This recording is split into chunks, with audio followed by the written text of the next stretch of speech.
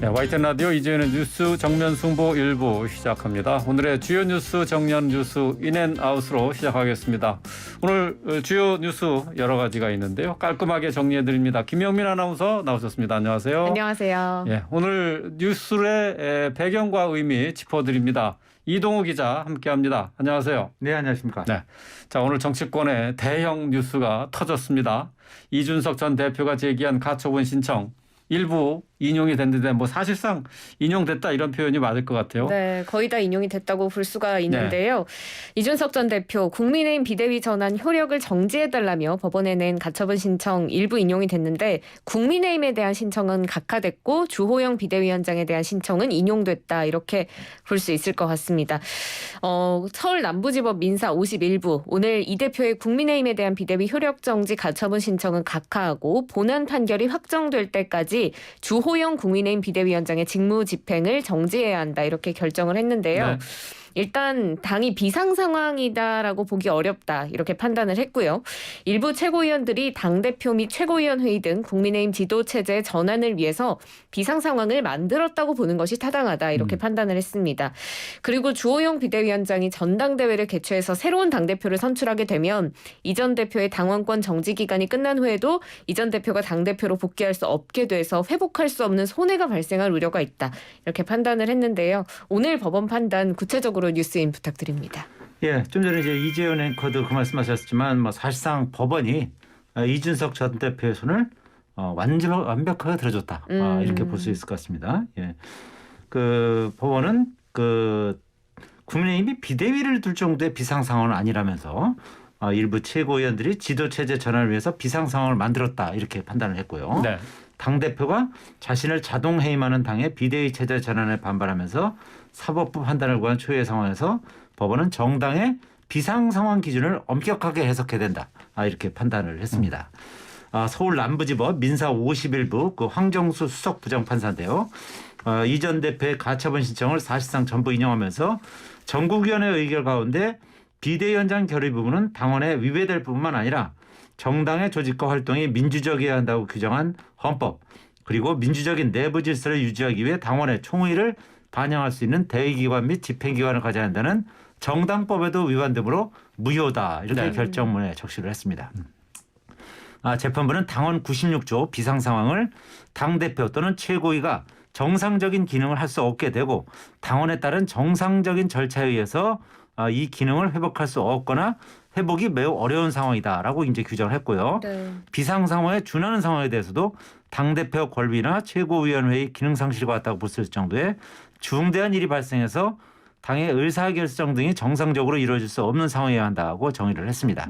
하지만 이번 사건의 경우에는 권성동 원내대표가 당대표 직무대행으로 직무를 수행하고 있어 당의 의사결정에 무리가 없고 8월 2일자 최고위 의결이 이뤄지는 등 최고위원회 기능이 유지됐으며 당원에 따라서 전국위에서 최고위원 선출을 해서 기능을 회복할 수 있기 때문에 비대위 설치가 필요하지 않다 이렇게 판단을 했습니다. 재판부는 결국 상임 전국위는 최고위 기능 상실이나 비상 상황의 의미에 대한 정의나 설명 없이 당대표 사고와 최고위원 사퇴가 비상 상황에 해당한다는 결정을 했지만 이는 해석이 아닌 적용에 관한 의견에 불과하고 그 전제에 해당하는 해석이 없어서 효력에 의문이 있다 이렇게 지적을 했습니다. 네. 결국 상임 전국위가 비대위 설치까지 결정한 결과가 되는데 당원의 비대위 설치의 주체는 명시되지 않았으나 100인 이내로 구성되는 상임 전국위의 비대위 설치 결정 권한이 없으면 분명하다 이렇게 못을 박았고요. 네. 아울러 재판부는 정당의 내부 의사 결정이라도 정당의 자유의 한계를 일탈했는지 여부는 사법적 판단 대상이 될 수 있다라고 이제 분명히 했고요. 네. 또 대법원 판례 등을 따라서 정당의 활동은 헌법 테두리 안에서 보장되는 것이고 정당은 정치적 조직체인 탓에 그 내부 조직에서 형성되는 권위주의적 지배 경영을 배제해서 민주적 내부 질서를 확보하기 위한 법적 규제가 불가피하게 요구된다 이렇게 밝혔습니다. 네. 결국 그 지금까지 이제 국민의힘 전반적인 그 의견은 이 정당의 어떤 그 결정이나 정당의 어떤 그 내부 지도 체제라든지 이런 부분에 대해서는 법원이 크게 관여하지 않는다는 그런 그 관리에 따라서 이번에는 인용되지 않을 것으로 이렇게 판단했지만 네. 법원은 이런 어떤 국민의힘의 예상을 완전히 뒤집고서 사실상 이준석 그 대표의 주장을 거의 100% 인용한 셈이 되겠습니다. 어쨌든 판결문 내용 자체가 이제 법적인 문구들을 많이 포함하고 있어서 복잡하긴 합니다만 어쨌든 주호영 비대위원장의 직무가 정지됐다라는 내용인데 어쨌든 이것 때문에 국민의힘 내부는 아주 큰 혼란을 지금 겪고 있어요. 그렇습니다. 일단 국민의힘이 이의 신청 바로 제기했고요. 받아들여지지 않을 경우에 즉시 항고하겠다 이렇게 밝힌 상황입니다.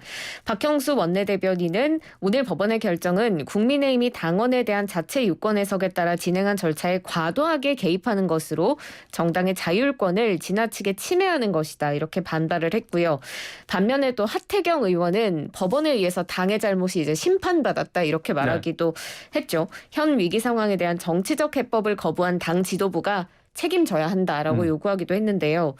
일단 이준석 전 대표도 앞서 이제 YTN 출연해서 많은 분들이 책임을 지셔야 될 것이다라는 얘기를 한 바 있고 일단 법원 판결 나오기 전에 그렇죠. 한 얘기죠. 네, 그렇습니다. 만약에 이제 인용이 된다면 지도부가 책임을 져야 할 것이다라는 얘기를 한 바 있는데 이의 신청이 일단 받아들여질지 궁금하고 지도부가 이 책임론을 받아들일까요?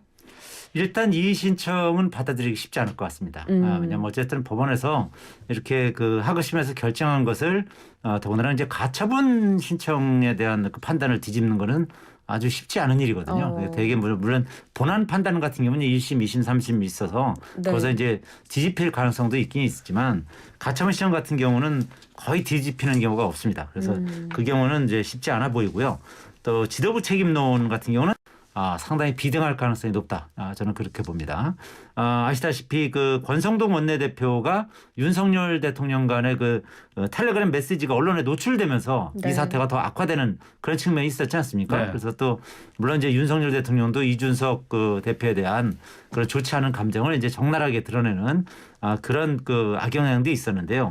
어쨌든 여러 가지로 권성동 원내대표가 당대표 직무대행하면서도 제대로 이 당을 통과를 하는 어떤 지도력을 발휘하지 못한 측면이 있었고 여러 가지로 당 내용에 불을 붙이는 그런 역할을 했기 때문에 권성동 원내대표한 대한 어떤 사퇴 압박이 높아질 가능성도 상당히 있는 것으로 그렇게 보여지고요. 그렇지만 어쨌든 내일 의원총회가 있기 때문에 의원총회에서 이제 어떤 의견이 나오는지 따라서 다시 이제 원내대표를 선출할지 아니면 권성동 원내대표를 그대로 추인할지 이 부분은 좀 더 이제 지켜보긴 해야 될 텐데 여러 가지로 지금 당내에서는 상당히 어떤 원내 지도부에 대한 그런 불만은 팽배해 있는 그런 상황인 것 같습니다. 한편으로 이준석 전 국민의힘 대표 측은 비대위 전환을 사실상 무효로 본 법원 결정을 환영하면서 국민의힘의 결정사항을 이행하라고 이제 촉구하고 있어요.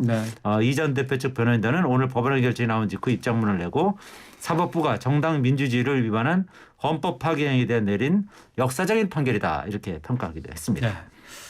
일단 당무가 정지가 된 주호영 비대위원장 가처분 결과에 대해서 납득할 수 없다라는 입장을 밝혔죠. 네, 일단 주호영 비대위원장이 오늘 연찬회가 끝난 뒤에 대구를 방문을 했었는데 급히 다시 서울로 돌아왔습니다. 입장을 밝혔는데 매우 당혹스럽다라면서 정당의 내부 결정을 사법부가 부정하고 규정하는 것은 정당 자치라는 헌법 정신을 훼손하는 것으로 국민의힘이 비상 상황이 아니라는 오늘의 가처분 결정은 납득할 수 없다 이렇게 밝혔는데요.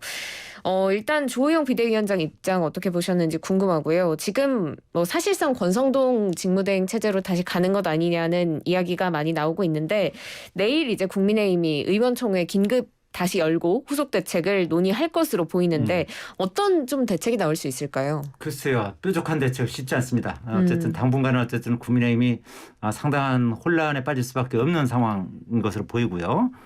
일단은 가장 합리적인 안은 권성동 원내대표가 이제 직무대행을 하는 그런 사안이 이제 가장 유력한 그리고 어째 합리적인 안일 수는 있는데 아시다시피 이제 좀 전에 말씀드렸듯이 권성동 원내대표에 대한 비토 여론이 상당하단 말이에요. 네. 또 여러 가지로 이제 좀 전에도 말씀드렸지만 권선동 원내대표가 당대표 직무대행까지 하면서 여러 가지로 이제 미스를 범한 것이 많고 그런 것이 이제 국민의힘의 어떤 지지율과 그리고 윤석열 대통령 지지율 그 저하에 상당 부분 영향을 미쳤기 때문에 그런 데 대한 책임론이 이제 비등할 가능성이 높고요.